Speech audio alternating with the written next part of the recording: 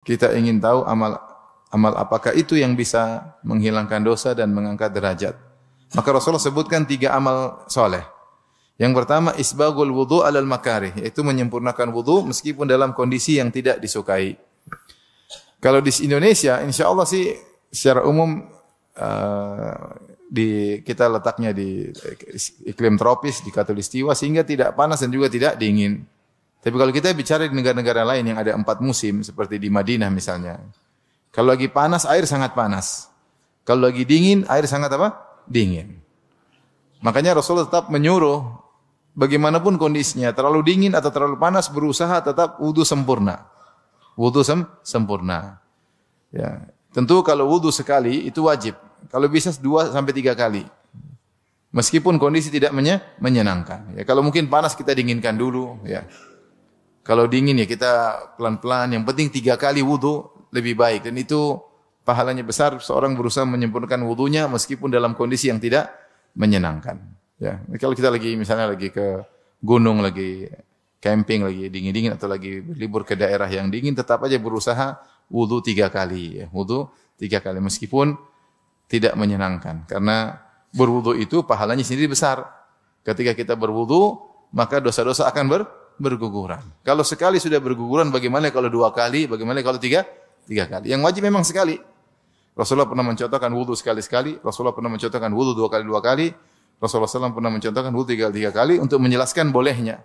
Tapi kalau kita bisa 3 kali, itu lebih baik karena semakin banyak dosa berguguran. Meskipun dalam kondisi tidak menyenangkan. Ketika panas, air panas kita tampung supaya agak dingin baru kita berwudu, maka semakin banyak dosa yang berguguran karena kita berusaha menyempurnakan wudu di kondisi yang tidak menyenangkan. Demikian juga kalau musim dingin, kalau kita berusaha berwudu 3 kali, ya semakin banyak dosa berguguran karena kita berwudu di saat yang tidak menyenangkan. Ini yang pertama, menyempurnakan wudu dalam kondisi yang tidak menyenangkan. Yang kedua, wa kathratul khuta ilal masajid, yaitu perbanyak langkah menuju masjid, yaitu sering ke masjid. Tentunya ini keutamaan para lelaki ya. Kalau wanita salat di rumah lebih baik ya. Sebagian ulama mengatakan sesuai dengan zahir hadis. Ya Rasulullah SAW mengatakan, la tamna'u ima Allahi masajidallahi wa buyutuhunna khairun lahun. Janganlah kalian melarang para wanita salat di masjid. Kalau mereka ke masjid ingin salat, ingin pengajian, maka jangan dilarang. Tetapi wa buyutuhunna khairun lahun, tapi rumah mereka lebih baik. Itu salat di rumah lebih afdal daripada salat di masjid. Nah, kalau seorang wanita ke masjid pahalanya 27 kali lipat seperti lelaki, maka di rumah lebih afdal. Kalau lelaki, karena wanita memang asalnya lebih baik untuk perbanyak di rumah. Allah berfirman, "Waqarna fi buyutikunna." Hendaknya kalian menetap di rumah-rumah kalian. Wanita itu di rumah saja berpahala. Dia di rumah saja dengan kesibukannya di rumah, niatkan untuk menjalankan perintah Allah, waqarna fi buyutikunna, tetaplah di rumah-rumah kalian, maka dia mendapatkan argo pahala berjalan jika dia niatkan karena Allah. Ya.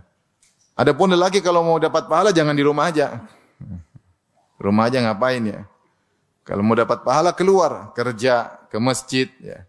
Maka lelaki kalau ingin dapat 27 derajat pahala salat, hendaknya dia ke masjid. Maka perbanyak langkah kaki ke masjid. Ke masjid dengan tujuan syar'i, apakah untuk salat, apakah untuk pengajian ya.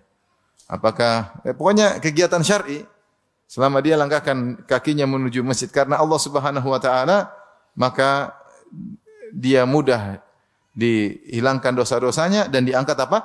Derajatnya. Setiap langkah kaki menghapus dosa dan mengangkat derajatnya. Alhamdulillah kita kalau kajian kalau bisa ke masjid laki-laki ya, maka langkah kakinya semua berpahala pergi dan pulang, ya. Semangat ya. Insyaallah ya. Makanya kalau kita ke masjid, ya coba kita misalnya salat Isya. Saya sering sampaikan ini, kita kalau salat Isya di rumah 4 rakaat pahalanya 4 rakaat. Tapi kalau kita salat Isya di masjid 4 kali 27. Berapa kali 4 kali 27? Berapa coba? Ayo, matematika yang benar. Berapa? 4 kali 27 berapa?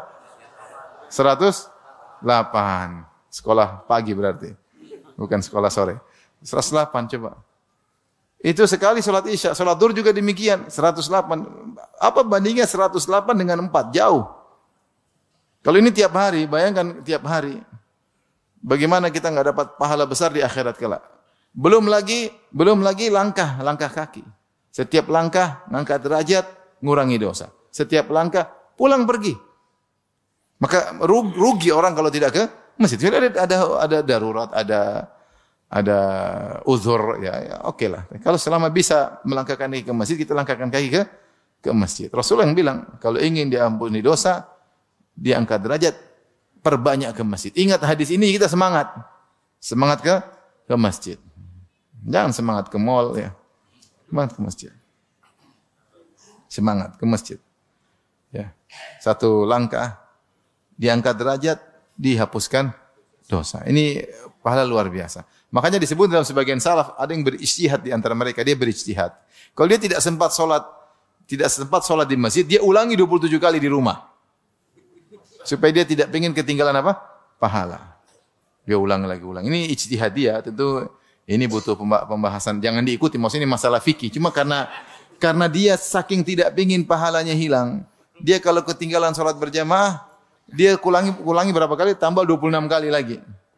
Ini diriwayatkan oleh sebagian salaf ya. Ya, meskipun tidak disepakati oleh para ulama yang lain, tetapi menunjukkan bagaimana dia merasa rugi ketika tidak sholat di masjid. Beda dengan sebagian kita biasa aja.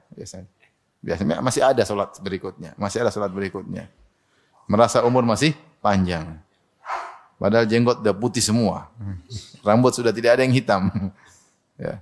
Tapi kita lanjutkan. Yang ketiga, wantidharus sholati ba'da salat. Menunggu salat setelah salat sebelumnya. Jadi habis salat masih nunggu salat berikutnya. Ini ada dua pendapat. Pendapat pertama maksudnya dia lakukan di masjid. Dia kalau habis salat di masjid dia nunggu salat berikutnya. Seperti misalnya salat duhur dia nunggu asar di masjid aja dia nunggu. Atau sering yang kita lakukan habis maghrib kita nunggu sampai apa? Isya ya. Tapi jangan sumbu sampai duhur terlalu jauh ya. Ya, ini tentu oke ya dan tidak bertentangan dengan kemaslahatan. Tentu orang habis asar sampai maghrib. Kalau di Madinah kan orang seperti itu, dia pergi masuk masjid asar, dia keluar isya. Rata-rata begitu, orang masuk asar keluar apa? Isya. Pergi masuk asar, tunggu maghrib, habis maghrib lanjut lagi isya, habis isya baru pulang. Itu mungkin karena aktivitas duniawi sudah selesai. Ini pendapat, ini tentu lebih jelas, lebih pasti. Sebagian ulama mengatakan maksud menunggu masjid tidak harus kita di masjid. Tetapi hati kita senantiasa rindu untuk datang salat berikutnya sehingga dia sibuk salat berapa menit lagi, salat berapa jam lagi. Dia selalu memikirkan hal tersebut dan ini yang disinggung oleh Nabi SAW dalam kisah 7 golongan yang dinaungi oleh Allah pada hari kiamat kelak. Orang yang keempat kata Nabi SAW, rajulun qalbuhu mu'allaqun bil masajid. Seorang yang jantungnya dia gantung di masjid. Itu badannya di luar tapi jantungnya selalu di masjid. Ini bahasa kinayah, bahasa kiasan. Artinya hatinya selalu memikirkan apa? Masjid. Dia kerja, dia sibuk, aktivitas, tapi dia pikir kapan azan. Kapan azan. Itu panggilan yang selalu dia nantikan. Kapan azan. Nah orang seperti ini, dia selalu mikir kapan waktu sholat, maka dia dapat argo pahalanya jalan. Argo pahalanya apa? Jalan. Allah Maha tahu niat seseorang. Sehingga dia prepare untuk salat berikutnya, Ya, dia mungkin kita rapat harus selesai jam sekian karena waktu dia mikir. Itu panggilan yang sangat dia nantikan. Selama dia seperti itu menantikan salat berikutnya, maka argo pahala tetap apa? Jalan. Ini luar biasa. Oke, seorang berusaha perhatian sama panggilan azan. Sebisa mungkin kegiatannya dia atur menyesuaikan dengan jadwal apa? Azan. Sehingga ketika datang panggilan azan dia siap-siap untuk pergi. Kecuali memang kejebak macet, kondisi tidak memungkinkan ya, seperti itu ya.